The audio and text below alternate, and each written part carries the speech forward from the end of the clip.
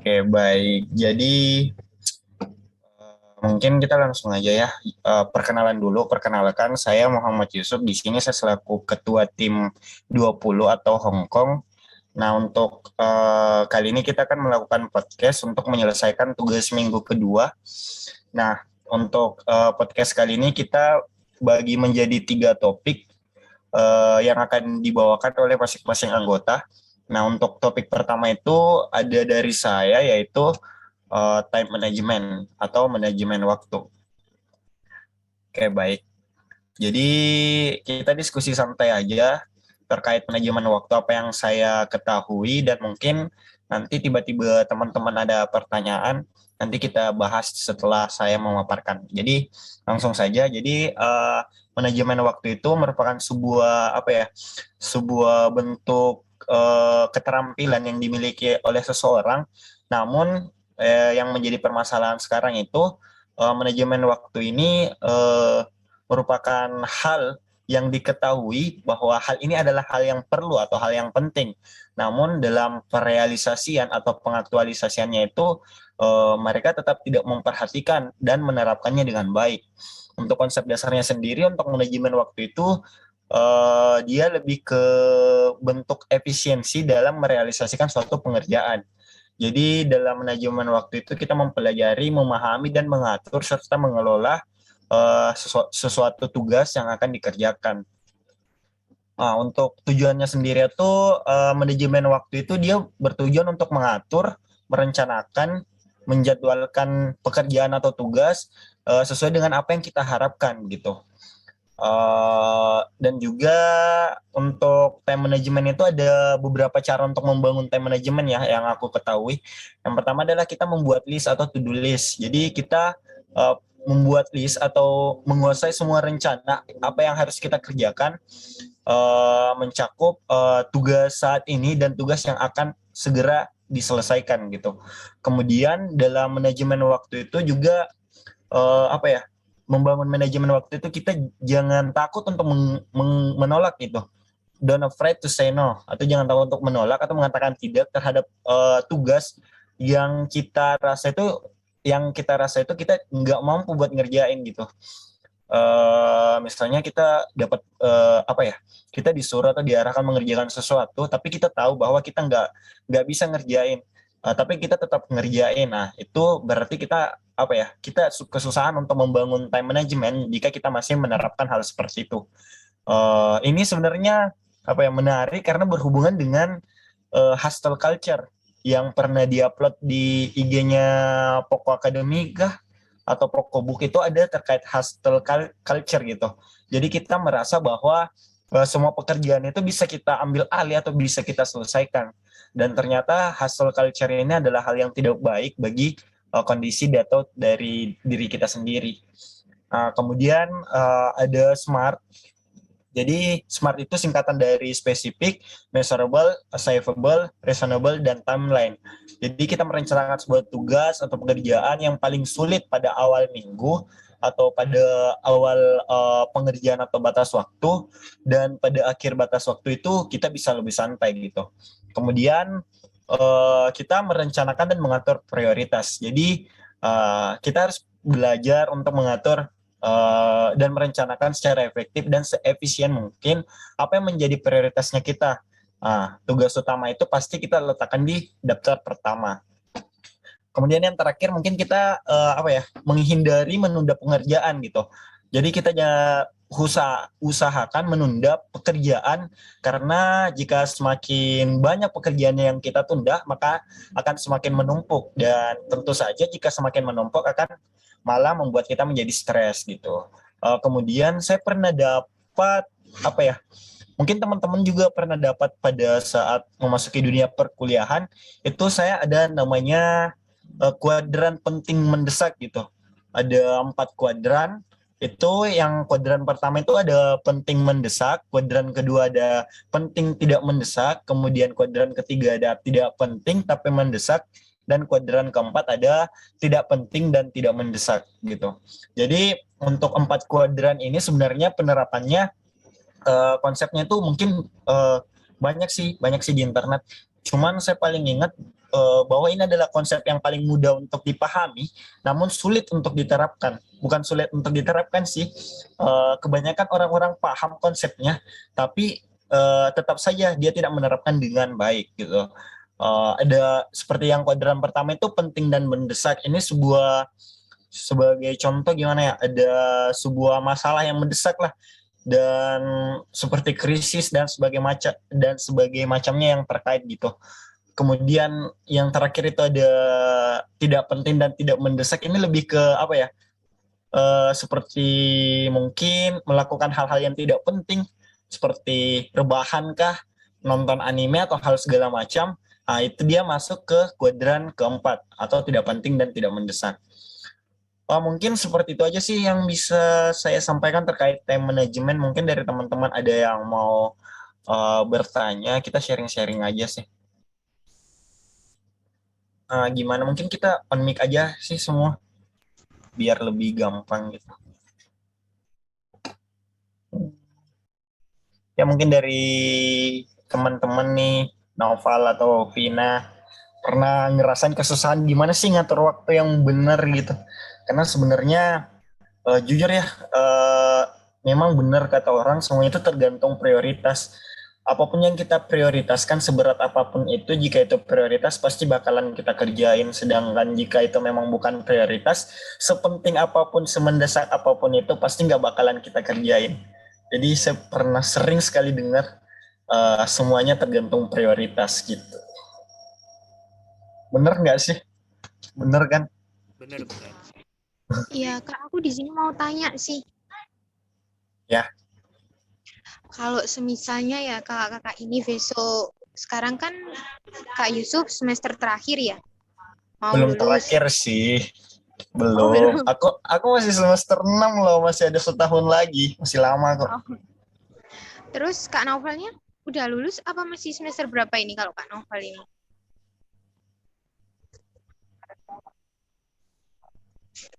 Masih Masih baru.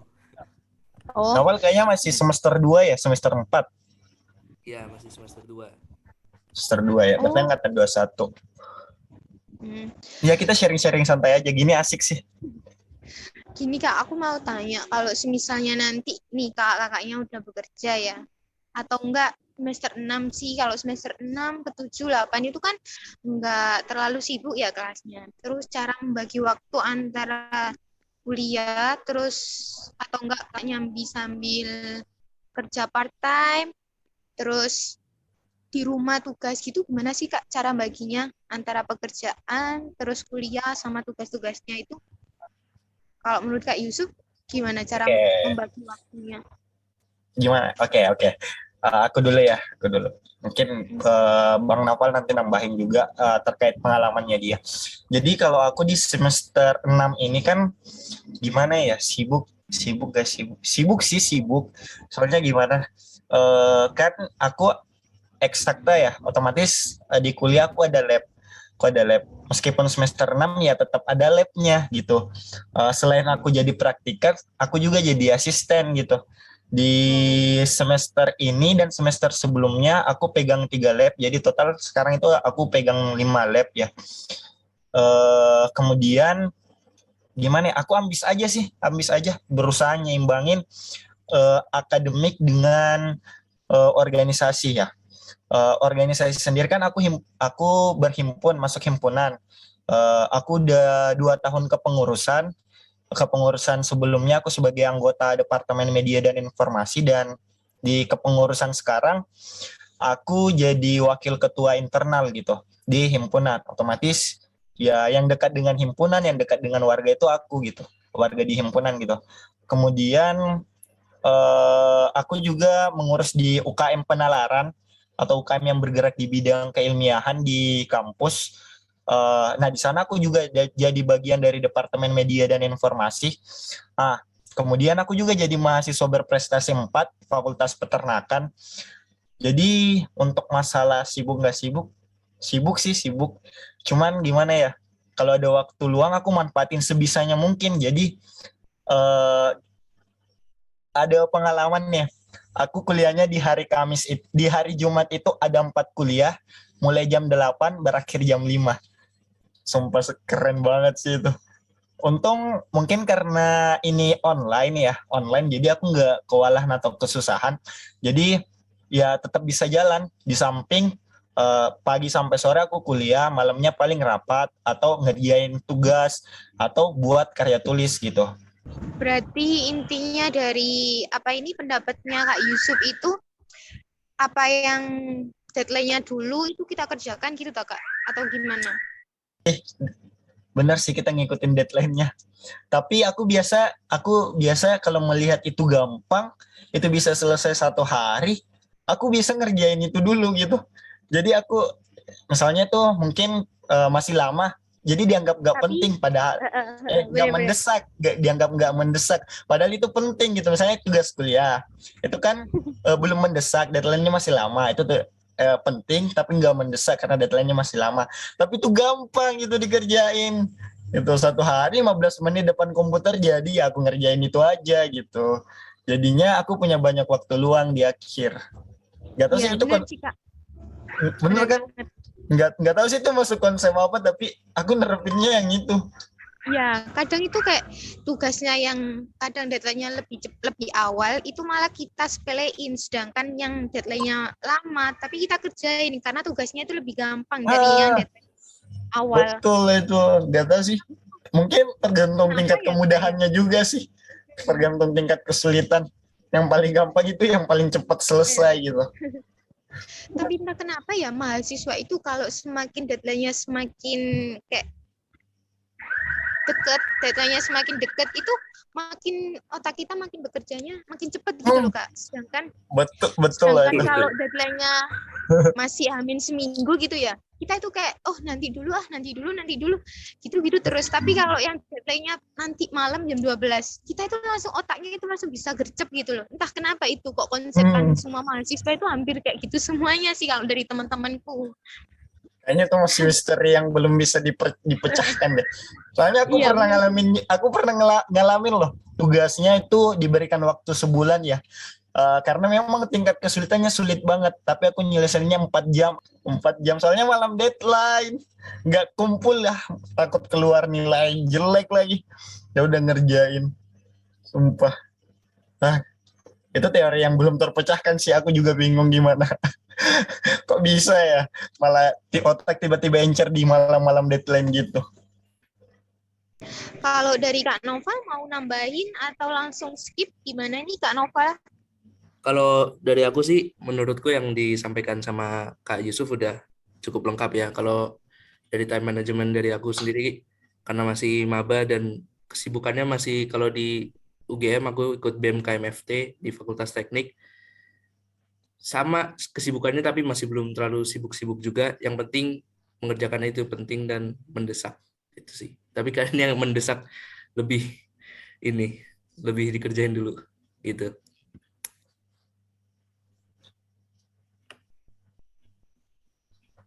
Ya, gitu sih.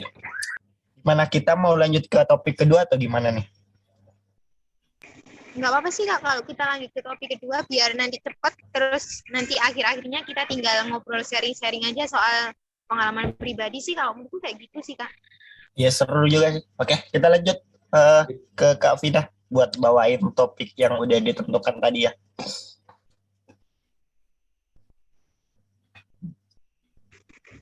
Ya, di sini saya mau meneruskan, saya akan menjelaskan tentang sedikit tips menghilangkan nervous di depan Nervous. umum.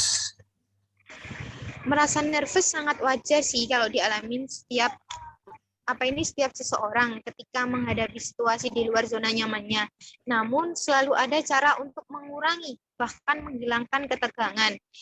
Beberapa cara untuk menghilangkan nervous dan grogi. Aku di sini cuma ngasih 5 tips aja sih kalau menurut pribadi aku. Yang pertama yaitu anggap sebagai hal yang normal. Untuk mengurangi ketegangan, dengan menganggapnya sebagai reaksi tubuh yang sangat normal, situasi tidak nyaman sangat wajar membuat seseorang merasa nervous, utamanya ketika berada dalam kondisi di luar zona nyaman. Contohnya kayak kita pertama kali presentasi atau ngomong di depan semua orang, itu pasti kita nanti bakalan nervous. Yang kedua, kita harus mempersiapkan dengan matang-matang. Contohnya kalau dengan presentasi, sebelumnya kita harus menyiapkan topik atau materi yang akan kita bawakan di depan umum. Terus yang ketiga ini tetap percaya diri. Maksudnya kita harus tetap percaya diri dengan diri kita masing-masing, dengan diri kita sendiri. Kalau kita itu bisa ngomong di depan umum, jelasin apa yang sesuai dengan yang kita harapkan. Jadinya kita itu harus percaya diri sama diri kita sendiri, meskipun di depan banyaknya orang kita nervous, kita gugup, tapi jangan sampai percaya diri kita itu sampai hilang gitu loh. Yang keempat, berbicara dengan orang lain. Sebelum kita, kayak contohnya sebelum kita ngikutin audisi, kita kan pasti punya kayak temen nggak kenal gitu. Di situ kita bisa ngajak mereka berbicara untuk menghilangkan rasa gugup kita. Yang kelima yaitu gunakan latihan pernapasan seperti kayak tarik nafas, buang nafas, kayak gitu sih. Itu aja yang bisa aku sampaikan untuk mengurangi rasa nervous atau menghilangkan rasa nervous dan gugup. Kalau ada tambahan dari Kak Yusuf atau Kak Noval bisa sharing-sharing di sini. Ya, terima kasih. Oke, mungkin aku dulu deh. Aku bisa ya, dulu. Ini menarik sih tentang gimana ngilangin nervous gitu. Utamanya kan aku aktif di organisasi ya, jadi wajar lah kalau misalnya ada kegiatan rapat atau segala macam, apalagi sekarang aku udah wakil. Jadi pasti pendapat yang aku sampaikan itu menjadi penting gitu untuk aku sampaikan. Jadi sebenarnya kalau aku sendiri, pengalaman aku sendiri itu aku lebih ke coba aja terus gitu. Pertamanya memang susah banget. Aku pernah pertemuan gimana itu semester 2, semester 4, aku lupa. Itu ada pengenalan organisasi ya kan, itu kita offline di situ di dalam aula. Terus ini kita bertemunya dengan UKM dari fakultas lain gitu, bicaranya pun kita pakai mic kan. Kan aku udah terbiasa bicara depan umum. Namun untuk skala penontonnya itu masih teman-temannya aku atau adik-adik tingkat aku kan. Jadi beda suasana, beda perasaan dan beda rasa ketika orang yang dihadapi itu kita tahu dia lebih tinggi, lebih hebat dan lebih jago gitu. Pertama paling kita merasa gimana ya kalau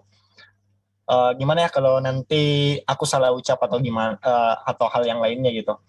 Jadi aku pernah dan aku memberanikan diri untuk bertanya ataupun menjawab itu. Aku lupa aku bertanya atau menjawab ya pada waktu itu. Karena pas aku udah dikasih mic, aku udah mulai gemeteran. Lah kok aku gemeter ini? Karena aku bingung kan. Kan Terus itu pertama gimana kali. cara ngilangin gemeterannya Kak Yusuf waktu itu? Aku langsung bicara aja. Perlahan-lahan udah enggak kan, mereka udah mulai ngelihat ke aku, udah mulai dengar apa yang aku sampaikan dan udah ngalir gitu aja, selesai gitu aja gitu. Emang si nervous ini gimana ya, nggak tahu sih cara ngilanginnya gimana, cuman ya beranikan diri aja dulu, karena kan jika kita udah terbiasa pasti nggak bakalan ngerasa takut atau demam panggung lagi gitu. Gitu sih kalau dari pengalaman aku. Berarti kalau menurut Kak Yusuf itu mendingan kita kayak biasa aja gitu ya Kak ya. Meskipun kita gemeteran, kita melawan gitu ya Kak. Secara nggak langsung kita harus melawan ya. Ya mungkin dari orang beda-beda sih, tapi kalau dari aku gitu. Biasanya kan kalau misalnya kita punya konsep ya, biasanya tuh langsung blank gitu. Aku biasanya spontan aja sih, punya pertanyaan spontan atau ngejawabnya spontan aja gitu. Apa yang aku pikirin, yang penting itu masuk dengan akal atau masuk dari logikanya. Aku pasti sampaikan apa yang mau gue sampaikan gitu. Iya benar Gitu sih aja Kak. sih. Kita kayak sebelum kita ngomong di depan orang banyak itu kan kita udah kayak punya konsepan nanti kita gini. Nah, Tapi betul pas itu. kita di depan semua banyak orang itu kayak udah ngeblank gitu loh, dan kita ngomongnya udah apa yang ada di mulut kita dan pikiran kita, kita tinggal tuangin gitu aja sih sebenarnya. Kalau menurut aku pribadi sih kayak gitu. Kalau di depan umum. Tapi kalau gugup itu kayaknya semua orang sih, Cak. Semua orang sih Kak ngerasain setiap kali dia mau audisi, mau ngomong di depan khalayak umum atau mau ceramah sekalipun, itu pasti dia ngerasain kayak gugup atau nervous gitu sih. Tapi nanti selama dia udah naik panggung, pasti dia bakalan kayak biasa aja gitu sih. Kalau menurut Kak Naufal gimana cara ngatasi nervous?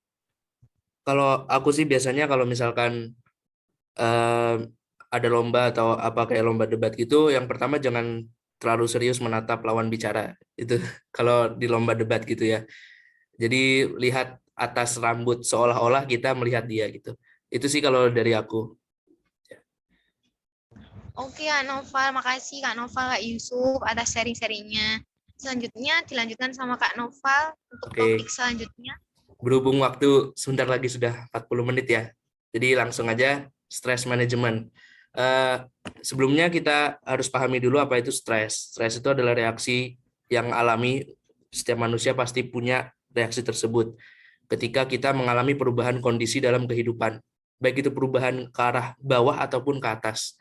Kemudian untuk mengatasi stres itu ada beberapa tips dari saya. Yang pertama itu keep a positive attitude atau bersifat positif terhadap hal yang kita terima gitu, apapun itu. Jadi kita selalu mengambil sisi positif dari kejadian-kejadian yang ada dalam hidup kita. Yang kemudian yang kedua itu adalah kita harus menerima segala sesuatu yang terjadi yang tidak bisa kita kontrol. Karena banyak contoh, misalkan kerabat kita meninggal, itu kita nggak bisa kontrol. Kita harus menerima hal itu. Atau kegagalan yang mungkin memang sudah takdirnya, meskipun kita sudah berjuang keras. Itu harus kita terima. Dan kita harus evaluasi apa kekurangan dari perjuangan-perjuangan tersebut. Jadi kembali lagi ke yang pertama tadi, keep a positive attitude. Kemudian yang ketiga, be assertive instead of aggressive. Jadi kita itu harus asertif untuk mengutarakan perasaan, opini, dan kepercayaan kita terhadap sesuatu. Dibanding kita agresif seperti marah, defensif, dan juga pasif terhadap apa yang kita inginkan. Kemudian yang keempat, kita harus kembali lagi seperti yang materi pertama, kita harus bisa memanage waktu dengan baik. Kemudian yang kelima, kita harus bisa membagi waktu untuk meluangkan waktu untuk hobi dan hal-hal yang kita ingin lakukan. Jadi kita harus juga memperhatikan kesenangan-kesenangan dalam hidup ini, jangan hanya sekedar mempush diri kita itu ke hal-hal yang serius terus. Jadi kita harus juga meluangkan waktu untuk kesenangan dalam hidup kita. Nah, yang keenam, itu jangan berlari ke hal-hal yang sifatnya senang sesaat ketika kita stres. Karena hal tersebut itu nggak akan menyelesaikan masalah dalam kehidupan kita. Hanya menghilangkan stres sesaat seperti larinya ke alkohol atau ke narkoba dan lain sebagainya. Kemudian yang terakhir yaitu mencari social sport atau sport system. Sport system nggak harus banyak, teman nggak harus banyak, mungkin hanya satu atau dua. Yang penting orang-orang tersebut adalah orang-orang yang betul paham kita, saling bisa sharing secara positif. Jadi kita bisa saling membagi hal-hal dalam kehidupan ini. Kemudian kalau langkah-langkah tersebut memang sudah kita lakukan dan kita mungkin mengalami stres yang berkepanjangan dan berat, itu bisa dianjurkan untuk ke psikolog. Sekian, itu saja dari saya. Kalau ada tambahan boleh kita sharing. Iya Kak. Sebelum podcast kita hari ini berakhir, aku mau nanyain buat Kak Yusuf sama Kak Naufal, 3 cara aja sih kalau kalian lagi stres itu apa yang kalian lakuin? 3 aja, sebutin 3 aja. Kalau kalian berdua kalau lagi stres tuh apa yang kalian lakuin? Kalau dari aku dulu ya. Kalau aku biasanya karena hobiku salah satunya dengerin musik, aku juga salah satunya kalau lagi stres dengerin musik. Kemudian kalau bosen ya juga itu dengerin musik. Yang kedua olahraga, itu juga mungkin aku bukan orang yang olahraga rutin, tapi kadang aku sempetin kayak misalkan lagi stres tuh kayak lari, jogging gitu. Terus yang ketiga itu mungkin kalau stres cuman sekedar ringan, itu mungkin hanya sekedar olah nafas. Jadi mungkin setelah berjam-jam kita kuliah, berada di depan laptop terus gitu, kita break sebentar, kemudian kita atur nafas. Itu kalau 3 cara dari saya. Oke Kak, mungkin Kalau lanjut ke dari aku Kak ya. Yusuf, Eh, Kayaknya yang aku lakuin nggak sampai 3 sih, cuman 2 doang. Yang pertama itu kalau lagi stres ya aku main game sih. Aku main game. Ya nggak tahu kenapa kalau aku main game ya tenang aja gitu. Cuman mungkin kalau kalah malah tambah stres kali ya. Aku biasanya main game. Aku sih biasanya main game atau enggak. Yang kedua itu aku biasanya scroll sosmed sih. Entah itu TikTok atau Instagram, karena biasanya aku nemuin video-video yang lucu nah, gitu. tidak Jadi berarti ya. betul itu. Kan misalnya kita nemu apa ya, biasa ada FYP video-video lucu gitu ya, balikin mood aja gitu. Jadi kayak berasa stresnya hilang gitu. Tapi yang paling sering aku lakuin itu main game sih. Biasa kalau misalnya aku lagi pusing, ya paling aku main game biar biar relax aja. Kan biasa kita nemu orang ya, kita biasanya interaksinya di game sih. Aku biasa interaksinya di game sih. Biasanya aku nemu orang ya, biasa bertanya, oh nggak sengaja ternyata satu kampung atau satu wilayah maksudnya, atau satu kampus gitu. Aku biasanya main game sih untuk ngilangin stres. Kurang satu nih Kak Yusuf. Gimana ya? Aku biasanya cuma 2 sih. Apa Oh, ya? cuma 2 toh. Ya, wis enggak apa-apa sih, enggak apa-apa. Oke, makasih ya Kak buat sharing-sharingnya. Ya gimana? Kita share. Ini sisa berapa menit sih, Novan? 1 menit lagi. Oh iya, ada peringatan ternyata less than 1 minute. Screen ya. 1, 2, oke lagi. 1, 2, oke deh. Oke, mungkin untuk sharing-sharingnya aja sampai untuk pembawaan podcast kali ini sampai sini aja. Terima kasih buat teman-teman yang udah mau ngeluangin waktunya buat join dan udah nyampein materi-materi yang keren banget sih. Ini kayaknya pertama kalinya kita udah bisa ketemu bareng ya, lengkap satu tim. Meskipun di perjalanan sampai sini kita kehilangan 2 anggota, tapi semoga kita bertiga bisa nyelesain kegiatan ini sampai akhir. Jadi mungkin itu aja sih dari saya.